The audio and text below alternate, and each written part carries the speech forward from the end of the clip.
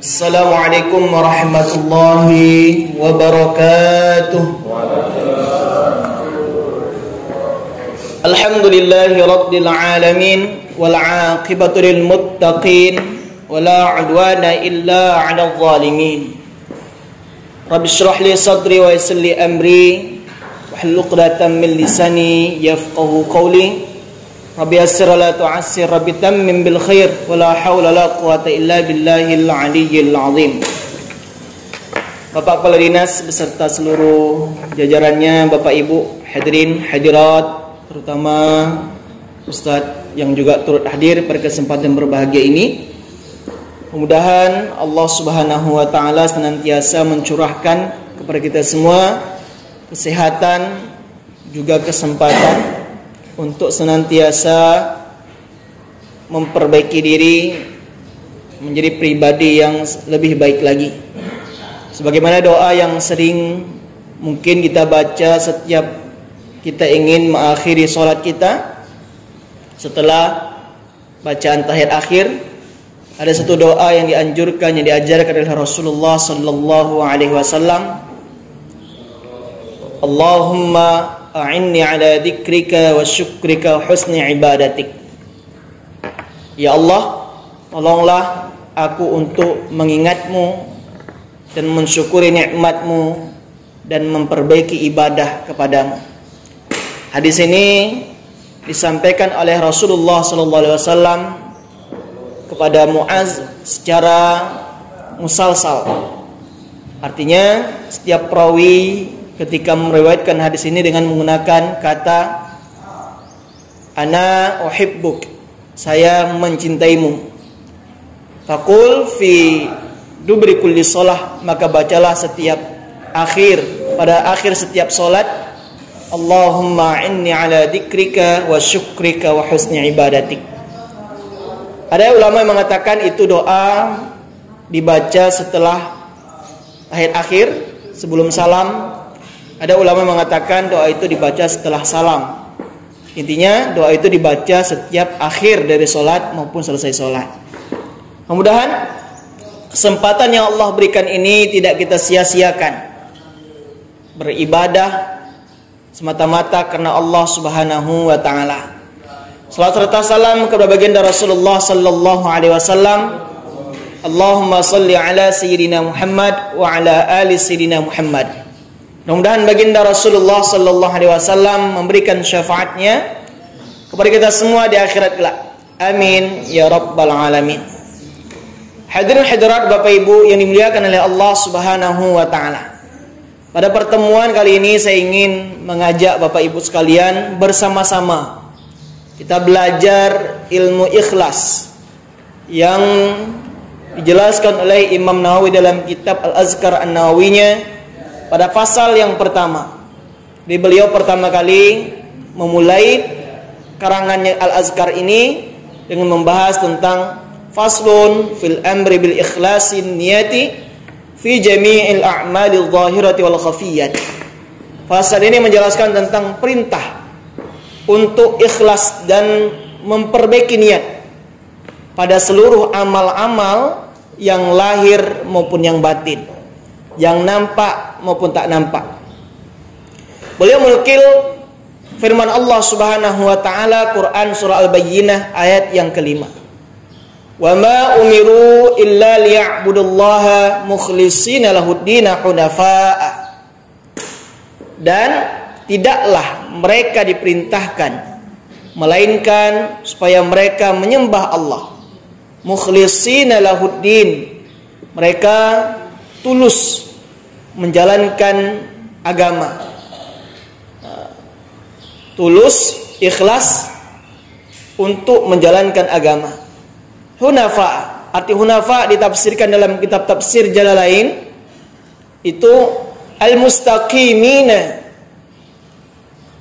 ila dini Ibrahim alaihissalam, orang yang istiqomah, tegak lurus menjalankan agama yang dibawa oleh Nabi Ibrahim alaihissalam dan menjalankan agama yang dibawa oleh Nabi Muhammad sallallahu alaihi wasallam apabila telah datang.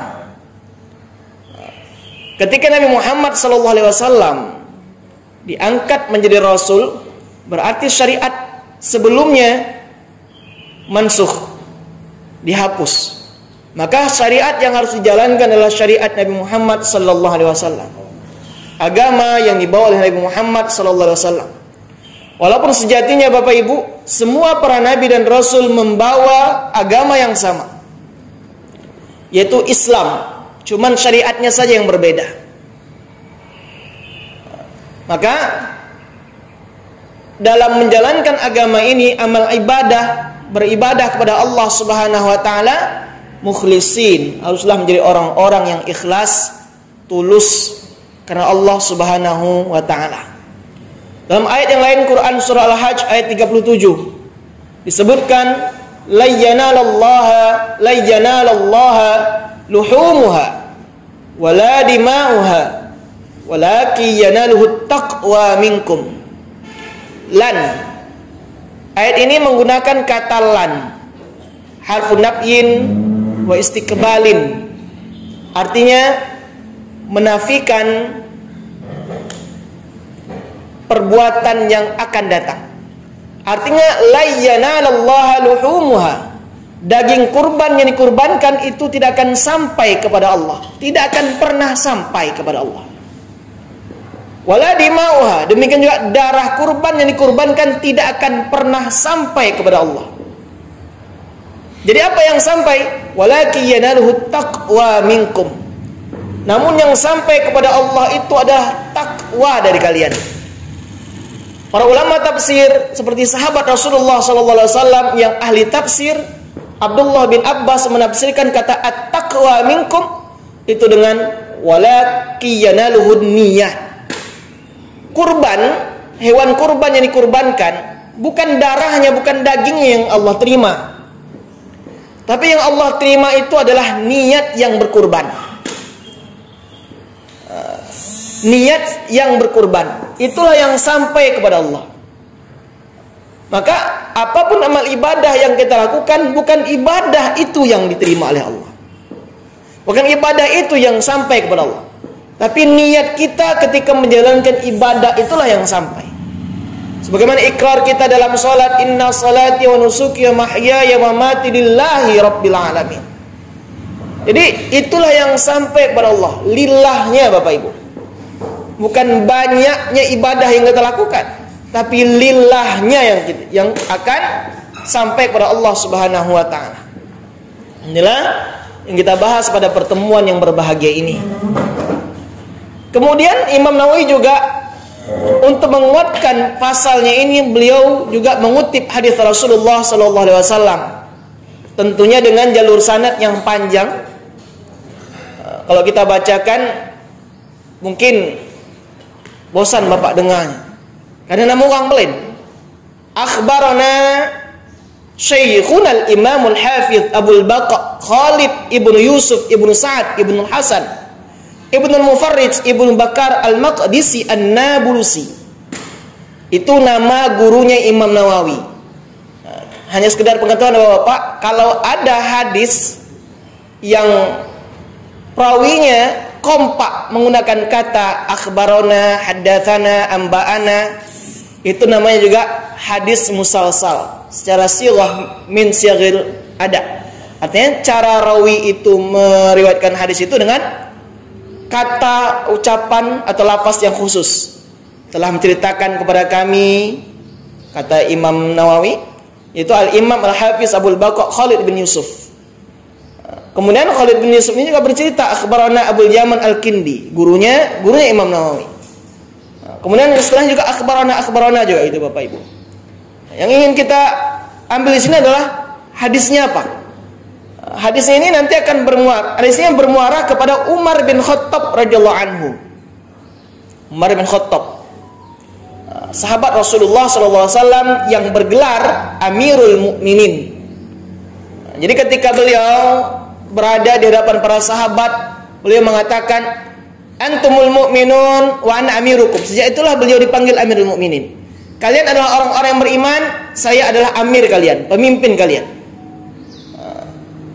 Abu Habsin, beliau juga mendapatkan kunyah Abu Habsin, ayah singa. Kenapa beliau dipanggil ayah singa? Karena keberaniannya memilah antara yang hak dan yang batil. Hak, batil. Maka beliau disebut dengan Abu Habsin, Umar bin Khattab radhiyallahu anhu. Kata beliau, Rasulullah SAW bersabda, qala Rasulullah SAW, innamal a'malu binniyat wa innamal likulli imrin ma nawa. Ini sudah biasa Bapak Ibu mungkin dengar hadisnya.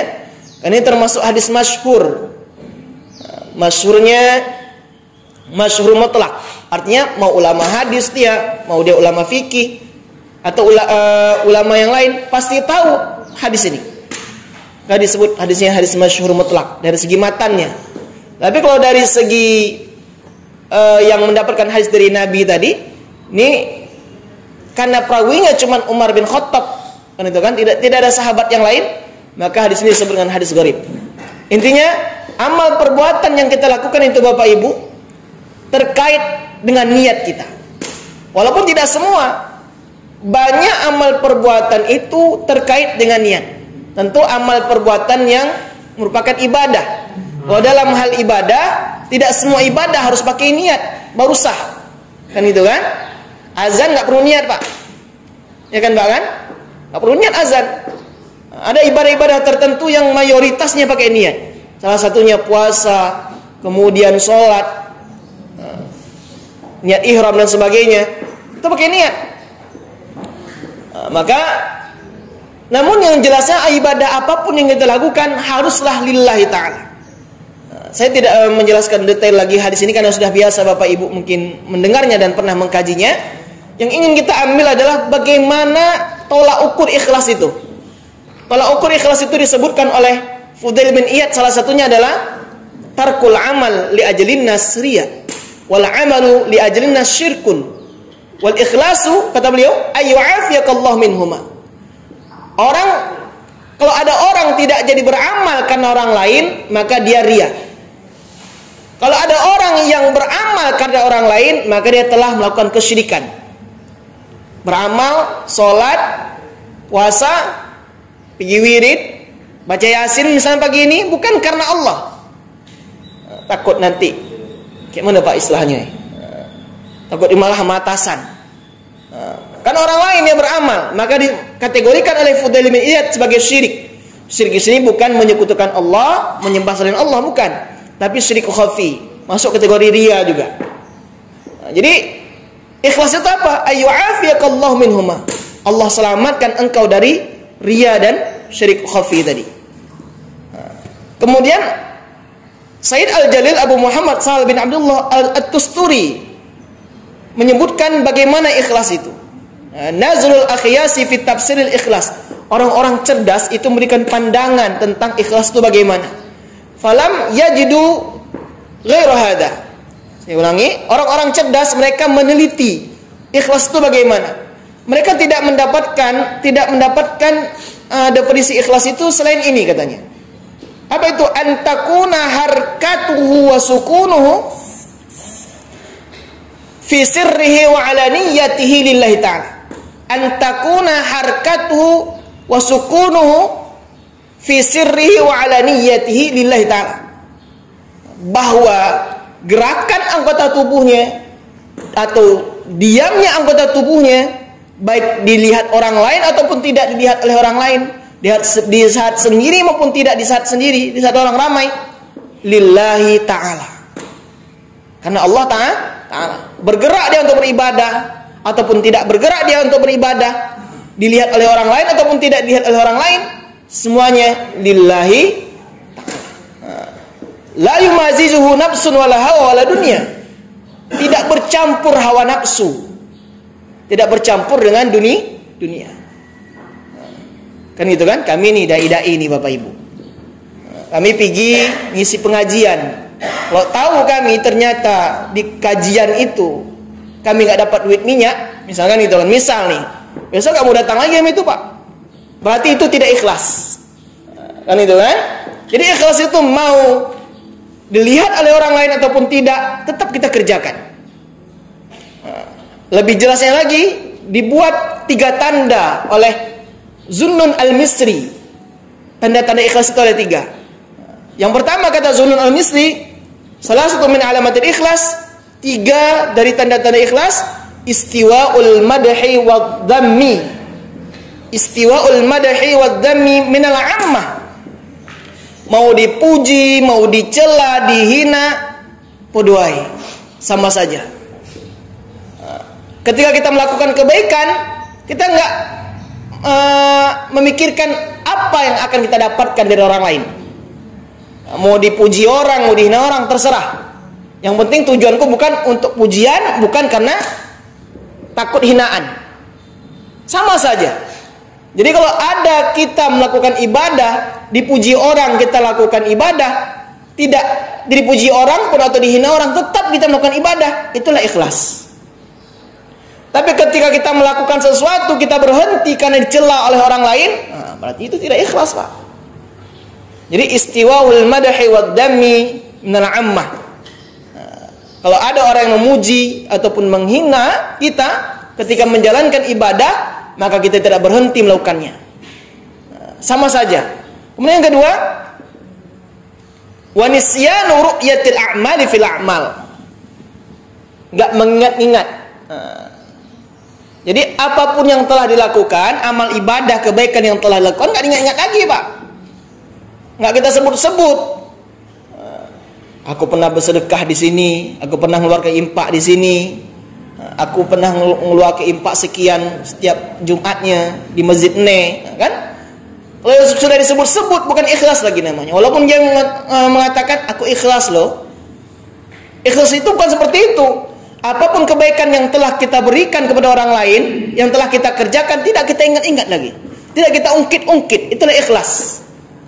Maaf Pak, sama halnya ketika kita mengeluarkan kotoran di toilet, apakah kita lihat-lihat? Kan tidak. Ikhlas itu seperti itu, lepas, tidak kita ingat-ingat lagi. Yang ketiga, wa iqtida'u thawabil amal fil akhirah. Iqtida'u thawabil amal fil akhirah. Amal soleh yang dikerjakan itu, kan itu kan, kita harapkan balasannya, pahalanya cuma di akhirat, bukan di dunia. Maka tadi di awal tadi, tanda yang pertama tadi, mau dipuji, mau tidak, tetap dilakukan. Sama saja. Karena yang diharapkan cuma pahala di akhirat, ridha Allah Subhanahu wa ta'ala, bukan pujian orang, bukan takut celaan orang lain.